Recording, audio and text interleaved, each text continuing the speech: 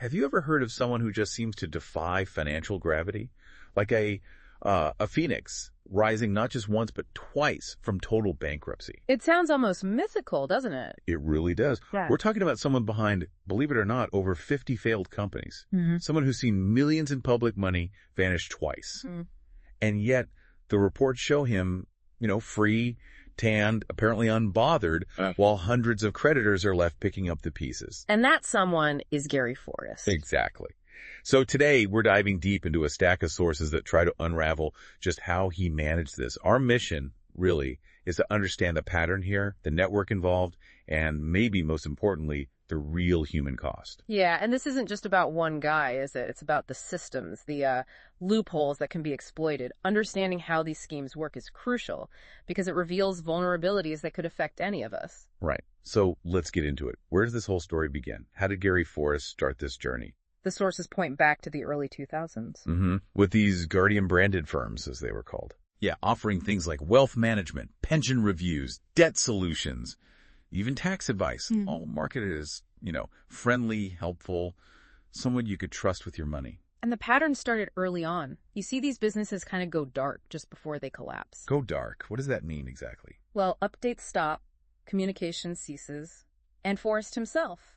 He'd often quietly step aside just before the end. I see. So he distances himself. Precisely. Control would often pass maybe to family members. His second wife, Hazel Forrest, comes up, or to trusted associates. He might not be officially in charge, but he'd often keep informal control, maybe through shareholdings. And he actually went bankrupt back then. He did. First time was 2008. But here's the kicker. It didn't stop him. Not at all. The operation somehow kept going. It's quite something. Okay, so the Guardian firms eventually faded. What was the next act? How did he reinvent things? Well, fast forward to 2011. This is when the High Street brand emerges. High Street, right. I've seen that name. Yeah. And the pitch was incredibly simple, very seductive. Got a pension, invested in property with us, get rich. You had High Street residential, hospitality, commercial finance. You name it. Sounds appealing, especially if you're looking for better returns. Absolutely. And the image they projected was, frankly, dazzling. We're talking brochures claiming projects worth $3.1 billion. $3.1 billion? Wow. And reporting huge annual profits, like $75 million. It created this powerful illusion of success and security. Okay, $3.1 billion, $75 million profit. Those are huge numbers.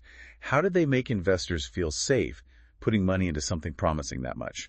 Were there sort of guarantees? Well, that's where it gets really interesting. They used some specific tools. One was these so-called comfort letters from an accountancy firm, Stokoe Roger. Comfort letters. Sounds reassuring. It does, doesn't it? They look like official confirmations, giving investors peace of mind. But the reality, they had absolutely no legal weight. Not at all. Zero. In fact, a court later looked at figures Stokoe Roger presented in one case and called them unexplained and regrettable. Not exactly comforting in hindsight. Regrettable is quite the understatement, I imagine. So comfort letters were one piece of, let's say, questionable reassurance. Was there anything else? Oh, yes. Then there was Castle Trust and Management Services Limited. Okay, what was their role? They were set up as an offshore security trustee. Yeah. Based offshore, which already adds a layer of complexity. Their purpose was to give loan note holders this feeling of security, like their investment was backed by something solid. How did they do that? They offered something called deeds of accession. Now, normally a deed of accession links your loan directly to the security, giving you a claim if things go wrong. Right, makes sense. But the ones offered by Castle Trust later found to be, and I quote the sources here, unenforceable and worthless. Another empty promise, basically. False security. Just layers of illusion then. But illusions don't last forever, do they? When did things start to unravel? By late 2020, the cracks were really showing. You had projects stalling, contractors suddenly not getting paid.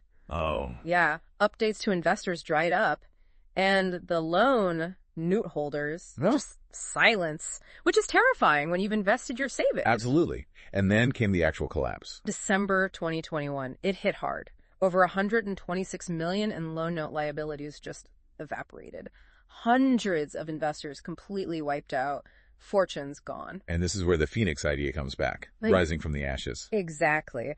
Right before the High Street Group crashed, key assets and rebranded companies were apparently handed over to Forrest's daughter, Natalie Ellis. His daughter. She then fronted a new venture called the One Collection. Sources explicitly describe it as rising from High Street's ashes. Wow. So literally phoenixing. Literally. But perhaps unsurprisingly, familiar names started popping up in these new companies, and soon enough they were running into the very same problems: unpaid bills, stalled projects, same playbook, different name. And what about the formal winding up of the old companies, the liquidations? Well, you had these creditor voluntary liquidations, often signed off by Stephen Ross of FRP Advisory, a name that comes up repeatedly, and also Stuart Niven, who we'll talk more about, a longtime Forrest associate. And a voluntary liquidation. That means the company directors chose to wind it up. Right, which can give them more control over the process compared to, say, a court-ordered compulsory liquidation. Many creditors felt these CVLs were more about ticking boxes, formalities, rather than a serious attempt to recover their money. It sounds like Forrest wasn't operating in a vacuum. You mentioned introducers. Oh, yes. The sources describe an army of unregulated introducers. These weren't proper financial advisors. They operated outside the usual regulations, like FCA oversight. So no real responsibility to the people they were advising. None. Their mission, according to the sources, was pretty clear. Find vulnerable people, often pensioners, promise them the moon's sky-high guaranteed returns, and pressure them into buying these High Street GRP loan notes. Which turned out to be worthless. Exactly. The outcome. Big commissions for the introducers, sometimes enough to buy houses, apparently deals closed, and the investors left with nothing but worthless paper. Their retirement funds gone. It's just devastating when you hear the personal stories. Our sources have some direct accounts. They're incredibly hard to read. There's one, a 76-year-old single parent. Yeah. Persuaded to remortgage their home, their actual home. Unbelievable. And then they find out the agent who pushed them into it used their commission to buy a 2-bedroom house. The pensioner is now facing financial ruin. It's predatory. Absolutely. Yeah. And another person, they invested £300,000, probably their life savings. A huge amount. Had to go back to work because of it. They told the source they have nothing now, while seeing Forrest and his family apparently still wealthy. The injustice of it is palpable. And these aren't just isolated cases, are they? They represent a whole system, a system designed, it seems, to turn people's trust into profit, no matter the cost to the individual. It's a stark look at the human impact. You mentioned Forrest had associates. This wasn't a one-man show. Who are the key players in this network? Well, several names keep appearing. Stuart Niven is described as Forrest's right hand. Right hand. Yeah, involved in dozens of companies, often appearing just before a collapse, shared directorships, shareholdings. The sources even mentioned they shared football changing rooms. Very close. Okay. Who else? Philip Brumwell. His pattern seems to be disappearing just in time, resigning from directorships right before companies failed, seemingly to avoid legal responsibility. Convenient timing. Very. And then there's Stephen Ross of FRP Advisory, the administrator we mentioned. He handled multiple liquidations tied to Forrest. And as we said, many creditors felt those processes were more about formality than recovery. So a network of enablers. And what about the structure itself? You mentioned offshore. Yes, the offshore element is fascinating, particularly a company called Spell Steel Limited. Spell Steel. Yeah. Sounds intriguing. Doesn't it? Registered in the British Virgin Islands. But get this.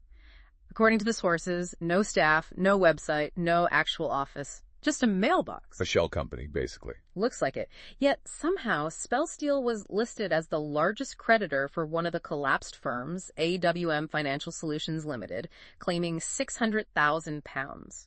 £600,000? To a company that barely seems to exist. How? That's the question, isn't it? And Spell Steel pops up elsewhere, too, on paperwork linked to Gary Forrest himself, though he later claimed he couldn't remember it. Convenient memory lapse. Indeed. It's also linked to Castle Trust, that offshore trustee we discussed, and even another company called the Resort Group PLC.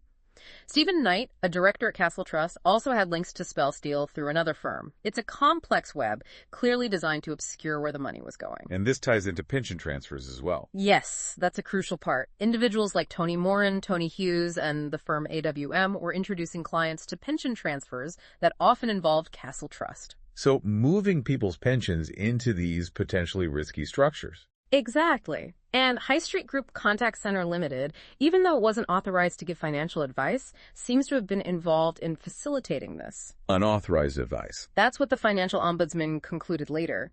They called the actions illegal and said even basic checks would have revealed serious signs of a scam.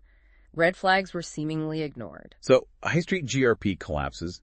The administrators come in. The cleanup crew, as our sources call them, Carrie Ann James and Tony Hyams, their job is to investigate, recover money for creditors, right? Now, the legal duty, yes. Investigate wrongdoing, chase assets. But what happened? Did they recover much? According to the sources, creditors mostly faced silence, delays, and sometimes obstructive fees when they tried to get information. There was talk of using powerful legal tools like a Norwich Pharmacal order, Which forces third parties, like banks, to disclose information. Exactly. A crucial tool for following the money, but apparently it wasn't fully pursued in the end. So despite a legal duty to investigate, what was the outcome? The administration ended. But sources report not a single director disqualification resulted from it, no legal action against individuals, and no substantial recovery of funds for the creditors. The companies basically walked, and it seems Forrest did too. While all this is happening, investors losing everything, administrators seemingly hitting dead ends, what was life like for the Forrest family? Well, the contrast described in the sources is quite stark. Hazel Forrest, Gary's wife, was reportedly posting photos online from places like Canada, Iceland, Ibiza. Exotic locations. Yes. Meanwhile, daughter Natalie Ellis was juggling running the new companies, even as some of those started to collapse alongside family life. And it was an award? This is almost surreal. Chloe Forrest, another family member, apparently received a High Street Group Employee of the Year award. Employee of the Year for the collapsed group. Signed by Natalie Ellis and Stuart Niven.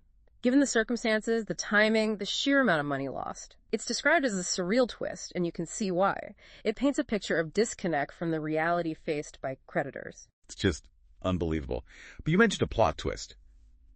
After all this, is anything actually happening now? Finally, yes. After 2 bankruptcies, over 50 failed companies, hundreds of victims, more than 400 million vanished, millions owed to the taxman.